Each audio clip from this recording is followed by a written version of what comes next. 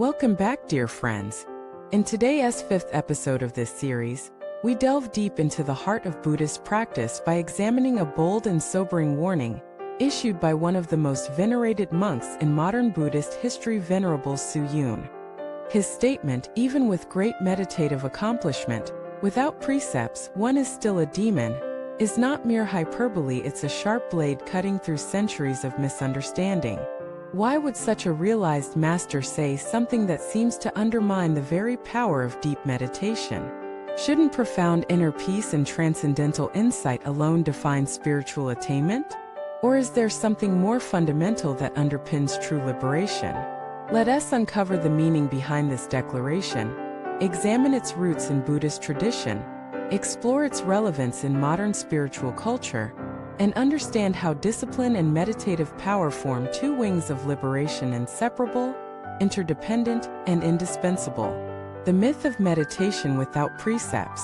In today's popular spiritual landscape, meditation has become almost synonymous with enlightenment. You'll hear people boasting of powerful retreats, extraordinary visions, inner stillness, and even non-dual awakenings. But when these experiences are not anchored in ethical discipline, Venerable Su Yun warns they can easily be co-opted by subtle ego, or worse, by demonic tendencies masquerading as light. Why? Because meditation, especially samadhi, deep concentration, is a neutral power. It can strengthen clarity, but it can also strengthen delusion if not paired with ethical clarity and compassionate intent. Without moral anchoring, meditative power becomes a double-edged sword. It can elevate or corrupt, liberate or ensnare. The foundation of the Buddhist path, Sila discipline. All Buddhist traditions, Theravada, Mahayana, and Vajrayana, begin with one foundational truth, Sila, or ethical conduct. This isn't an optional side path. It's the bedrock of the Dharma. The Buddha himself declared in the Dhammapada, just as the earth is the foundation of all things, so too is morality the foundation of the noble path. Discipline in Buddhism is not merely about following rules for the sake of obedience. It's about cultivating a field in which wisdom can grow without obstruction. Precepts such as refraining from killing, stealing, lying, intoxicants, and sexual misconduct are the fences around this garden, preventing the invasive weeds of ego, greed, and delusion from taking root. The warning from Su Yun, the preceptless practitioner, is still a demon. Su Yun did not make this statement casually. He lived it. Throughout his 120-year life, he endured war, famine, political persecution, and spiritual deception. Yet he never compromised his commitment to the precepts. He refused luxurious offerings during fasting, maintained celibacy under all circumstances, and never allowed wealth or power to distract him from the Dharma. He once said, "I would rather die of hunger than break a precept."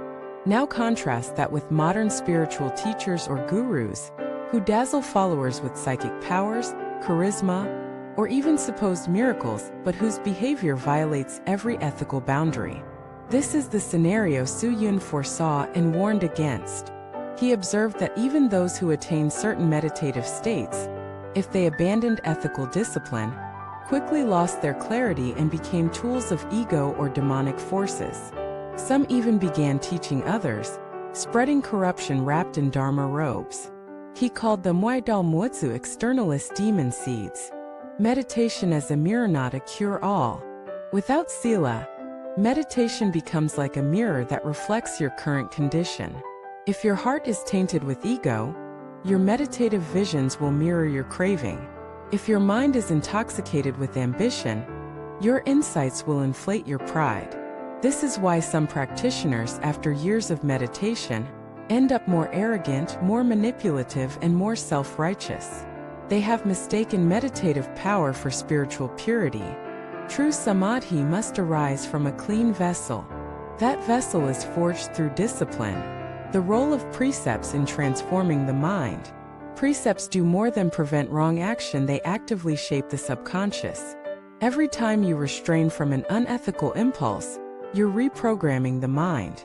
You're replacing ignorance with mindfulness, impulsiveness with wisdom, and cruelty with compassion. This inner transformation is what allows meditation to bear fruit, not in altered states, but in enduring selflessness. The goal of Buddhism is not to become a master of concentration. It is to awaken bodhicitta, the heart of universal compassion. Without precepts, this heart cannot emerge. The trap of skillful means misused. Some misguided teachers cite skillful means as justification for violating precepts, stealing for generosity, drinking for empathy, sexual misconduct for supposed energy transference. But Su Yun was clear: those who abandon precepts in the name of expediency are not enlightened, they are deceiving themselves and others. True skillful means arise within the boundaries of morality, not outside of them. He warned that people who fake realization while violating precepts are not just deluded, they're karmically dangerous. Can you have power without purity? Yes, but you cannot have liberation without purity. Power without purity breeds control, manipulation, even cults. Purity without power, on the other hand, may not look impressive, but it's safe, sustainable, and liberating. This is why Venerable Su Yun insisted that no matter how advanced your meditation may seem, if you abandon precepts, you are not walking the path of the Buddha. You're walking toward the abyss. Why this teaching matters more than ever. In today's world of spiritual consumerism, shortcuts are glorified, and gurus are idolized for their charisma rather than their conduct. But the Dharma is not a marketplace of experiences. It is a path of purification.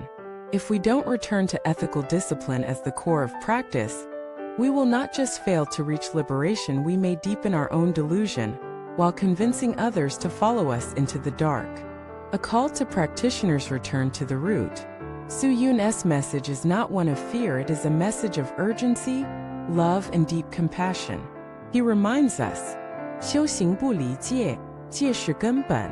你持戒清净，一切善法皆以戒为因. Practice cannot be separated from precepts. Precepts are the root. When precepts are pure, all wholesome qualities arise from them. We live in a world that increasingly rewards cleverness, sensation, and charisma. But the Buddha's path rewards humility, discipline, and inner transformation. So let us recommit to the simple but profound work of purifying our intentions, honoring the precepts, and transforming the heart. Only then will our meditation become a force not just for personal insight but for the liberation of all beings. Thank you for watching this video. May the light of discipline and the strength of meditation lead you to the unshakable freedom of the awakened heart. See you in the next episode.